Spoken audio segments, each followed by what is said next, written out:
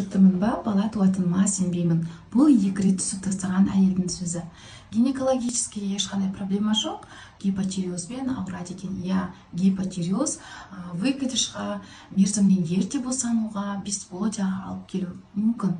Бұл пациент маған консультацияға келуден алдым бірнеше дәрігерлерден ультразвуктан ем алған, бірақ айтарлықтай нәтиже көрмеген. Консультацияға келген кезде анализде дефициттер және гипотиреоз болды.